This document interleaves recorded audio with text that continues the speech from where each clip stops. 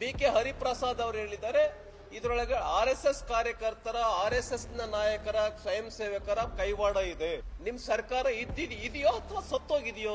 ಪೊಲೀಸರು ಏನ್ ಮಾಡ್ತಾ ಇದ್ರಂಗಾರೆ? ಚಳ್ಳೆ ಹಣ್ಣು ತಿಂತಾ ಇದ್ರ? ಮೈಸೂರಿನ ಉದಯಗಿರಿ ಘಟನೆಗೆ ಕಾರಣ ಕಾಂಗ್ರೆಸ್ನ ಅಲ್ಪಸಂಖ್ಯಾತರ ಬಗೆಗಿರುವಂತ ಮೃದು ಧೋರಣೆ ಅಂತ ಬಿಜೆಪಿಯ ವಿಧಾನ ಪರಿಷತ್ನ ಸದಸ್ಯ ರವಿಕುಮಾರ್ ಕೆಂಡ ಕಾರಿದ್ದಾರೆ. ನಿರಂತರವಾಗಿ ಕಾಂಗ್ರೆಸ್ ಸರ್ಕಾರ ಬಂದ ನಂತರ ದೌರ್ಜನ್ಯಗಳು ಹೆಚ್ಚಾಗ್ತಾ ಇದೆ. ಅದರಲ್ಲಿ ಕೂಡ ಲಾ ಅಂಡ್ ಆರ್ಡರ್, ಕಾನೂನು ಸುವ್ಯವಸ್ಥೆ ಸರ್ಕಾರದ ಹತೋಟಿಯಲ್ಲಿ ಇಲ್ಲ. ಸರ್ಕಾರ ನಿರಂತರವಾಗಿ ಫೇಲ್ ಆಗ್ತಾ ಇದೆ ಕಾನೂನು ಸುವ್ಯವಸ್ಥೆ ನಿರ್ವಹಿಸುವಲ್ಲಿ ಅಂತ. ಇದು ಈ ಹಿಂದಿನ ಘಟನೆಗಳಿಂದ ಪಾಠ ಕಲಿಬೇಕಾಗಿತ್ತು. ಆದರೆ ಈ ಬ್ರದರ್ ಪಾಲಿಸಿಯನ್ನು ಇಟ್ಕೊಂಡಿದ್ದಾರಲ್ಲ, DK ಶಿವಕುಮಾರ್ ಅವರು ಮಂಗಳೂರಿನಲ್ಲಿ ಆಟೋದಲ್ಲಿ ಕುಕ್ಕರ್ ಬಾಂಬ್ ಬ್ಲಾಸ್ಟ್ ಆದಾಗ ಅವ್ರು ನಮ್ಮ ಬ್ರದರ್ಸ್ ಅಂತ ಹೇಳಿದರು. ಆ ರೀತಿಯ ಬ್ರದರ್ ಏನು ಪಾಲಿಸಿ ಇಟ್ಕೊಂಡಿದ್ದಾರಲ್ಲ, ಇದರಿಂದಾಗಿ ಅವರು ಪೊಲೀಸ್ ಠಾಣೆಗೆ ನುಗ್ತಾರೆ, ಬೆಂಕಿ ಹಚ್ತಾರೆ, ದಾಳಿ ಮಾಡ್ತಾರೆ, ಎಲ್ಲಂದ್ರಲ್ಲಿ ಕಲ್ಲೆಸಿತಾರೆ, ದೊಡ್ಡ ದೊಡ್ಡ ಹಾನಿಯನ್ನು ಮಾಡ್ತಾರೆ. ಕಿಡಿಗೇಡಿಗಳು ಹೆಚ್ಚಾಗ್ತಾ ಇದ್ದಾರೆ. ಅಲ್ಪಸಂಖ್ಯಾತರು ಎಲ್ಲರೂ ಕಿಡಿಗೇಡಿಗಳಲ್ಲ, ಅವರೆಲ್ಲರೂ ಭಯೋತ್ಪಾದಕರಲ್ಲ. ಆದರೆ ಅವರಿಗೆ ತೋರಿಸ್ತಾ ಇರುವಂಥ ಸರ್ಕಾರ ತೋರಿಸ್ತಾ ಇರುವಂಥ ಧೋರಣೆ ಇದೆಯಲ್ಲ, ಅದರಿಂದಾಗಿ ಕಾಂಗ್ರೆಸ್ ಸರ್ಕಾರ ಇದು ನಮ್ಮ ಸರ್ಕಾರ ಅಂತ ಆ ಒಂದು ಭಯೋತ್ಪಾದಕರಿಗೆ ಅನಿಸೋದಕ್ಕೆ ಶುರುವಾಗಿದೆ, ಕಿಡಿಗೇಡಿಗಳಿಗೆ ಅನಿಸೋದಕ್ಕೆ ಶುರುವಾಗಿದೆ.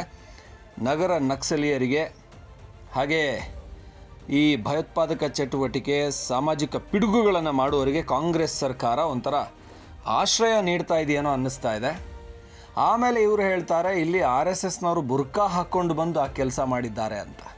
ಹಾಗಾದರೆ ನಿಮ್ಮ ಪೊಲೀಸ್ ಏನಾದರೂ ಚಳ್ಳೆ ಹಣ್ಣು ತಿಂತಾ ಇದ್ರಾ? ನಿಮ್ಮಲ್ಲಿ ವ್ಯವಸ್ಥೆ ನಿಮ್ಮ ಕೈಲಿಲ್ವಾ? ಪೊಲೀಸರು ನಿಮ್ಮ ಕೈಲಿಲ್ವಾ? ಯಾರು ಬಂದರು, ಯಾಕೆ ಬಂದರು ಅಂತ ನೀವು ಕಂಡುಹಿಡಿಯೋಕ್ಕಾಗಲ್ವಾ? BK ಹರಿಪ್ರಸಾದ್ ಅವರ ಮೇಲೆ ವಾಗ್ದಾಳಿಯನ್ನು ನಡೆಸಿದ್ದಾರೆ ರವಿಕುಮಾರ್. ಈ ರೀತಿಯ ಮಾತುಗಳನ್ನು ಆಡೋಕ್ಕಿಂತ ಸರ್ಕಾರ ನಿಮ್ಮ ಕೈಯಲ್ಲಿದೆ, ನೀವು ಕಠಿಣ ಕ್ರಮ ತಗೊಳ್ಳಿ. ಸುಮ್ಮನೆ BJPಯನ್ನು ದೂರ್ತಾ ಕೂತ್ಕೋತಾ ಇದ್ದೀರಾ, ನಿಮ್ಮ ಕೈಲಾಗದ ಸರ್ಕಾರ ನಿಮ್ಮದು ಅಂತ ಝಾಡಿಸಿದ್ದಾರೆ ರವಿಕುಮಾರ್. ನಿನ್ನೆ ದಿವಸ ಬಿ.ಕೆ. ಹರಿಪ್ರಸಾದ್ ಅವರು ಹೇಳಿದ್ದಾರೆ, ಇದರೊಳಗೆ RSS ಕಾರ್ಯಕರ್ತರ, RSS ನ ನಾಯಕರ, ಸ್ವಯಂ ಸೇವಕರ ಕೈವಾಡ ಇದೆ. ಬುರ್ಕಾವನ್ನ ಹಾಕೊಂಡು ಬಂದ್ಬಿಟ್ಟು RSS ನ ಸ್ವಯಂ ಸೇವಕರು ಬಂದು ಗಲಾಟೆ ಮಾಡಿದ್ದಾರೆ, ಕಲ್ಲೆಸ್ತಿದ್ದಾರೆ ಅಂತ. ನಾನು ಈ ಬಿ.ಕೆ. ಹರಿಪ್ರಸಾದ್ ಅವರಿಗೆ ಮತ್ತೆ ಈ ತರ ಯಾರು ಹೇಳಿಕೆಗಳನ್ನ ಕೊಡ್ತಾ ಇದ್ದಾರೆ ಕಾಂಗ್ರೆಸ್ ನಾಯಕರಿಗೆ ಪ್ರಶ್ನೆಯನ್ನ ಕೇಳದಕ್ಕೆ ಬಯಸ್ತೇನೆ. ನಿಮ್ ಸರ್ಕಾರ ಇದೆಯೋ ಅಥವಾ ಸತ್ತೋಗಿದೆಯೋ? ಪೊಲೀಸರು ಇದ್ದಾರೋ ಇಲ್ವೋ? ಪೊಲೀಸರು ಏನ್ ಮಾಡ್ತಾ ಇದ್ರಂಗಾರೆ? ಚಳ್ಳೆ ಹಣ್ಣು ತಿಂತಾ ಇದ್ರಾ? ಪೊಲೀಸರು ಇದ್ದಾರೆ, ಅಲ್ಲಿ RSSನವ್ರು ಬಂದಿದ್ರೋ ಬಂದಿಲ್ವೋ ಅಂತ ಹೇಳೋದಕ್ಕೆ ನಿಮ್ ಕ್ಯಾಮೆರಾಗಳಿದ್ದಾವೆ, CC ಕ್ಯಾಮೆರಾಗಳು. ನೂರಾರು ಜನ, ಸಾವಿರಾರು ಜನ ಪೊಲೀಸ್ ಇದೆ, ಇನ್ನೂ ಮೇಲಾಗಿ ಸರ್ಕಾರ ಇದೆ. ಇದ್ರೊಳಗಡೆ RSS ಭಾಗಿಯಾಗಿದ್ರೆ ಏನಾದ್ರು ಎಂಕ್ವೈರಿ ಮಾಡಿದೀರಾ? ಏನಾದ್ರು ತನಿಖಾ ವರದಿ ಇದೆಯಾ? ಒಂದೇಟಿಗೆ ಇದ್ರೊಳಗೆ RSS ಭಾಗಿಯಾಗಿದೆ ಅಂತ ಹೇಳೋದಕ್ಕೆ ಯಾವ ವರದಿ ಇದೆ ನಿಮ್ಮ ಹತ್ರ? ಯಾವ ಎಂಕ್ವೈರಿ ರಿಪೋರ್ಟ್ ಇದೆ? ಹಾಗಾಗಿ ನಾನು ಬಿ.ಕೆ. ಹರಿಪ್ರಸಾದ್ ಅವರಿಗೆ ಹೇಳೋದಕ್ಕೆ ಬಯಸ್ತೇನೆ, ಈ ರೀತಿ ಒಂದು ಆಧಾರ ರಹಿತವಾಗಿರ್ತಕ್ಕಂಥ ಬುದ್ಧಿಗೇಡಿ ಹೇಳಿಕೆಯನ್ನ ಕೊಡ್ತಕ್ಕಂಥದ್ದು ಸರಿಯಲ್ಲ ಅಂತೇಳಿ ಬಿ.ಕೆ. ಹರಿಪ್ರಸಾದ್ ಅವರಿಗೆ ಹೇಳೋದಕ್ಕೆ ಬಯಸ್ತೇನೆ.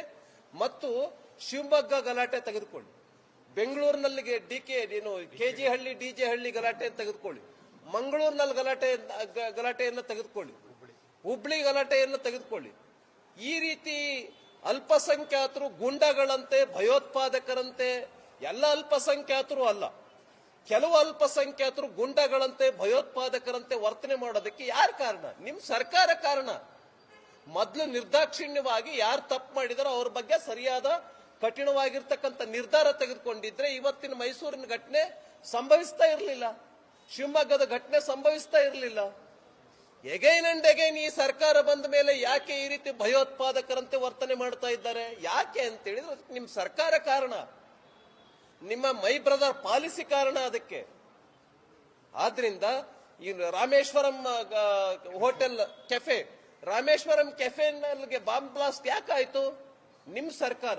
ವಿಧಾನಸೌಧದಲ್ಲಿ ಪಾಕಿಸ್ತಾನ್ ಜಿಂದಾಬಾದ್ ಅಂತ ಘೋಷಣೆಯನ್ನ ಯಾಕೆ ಕೂಗ್ತಾ ಇದ್ದಾರೆ?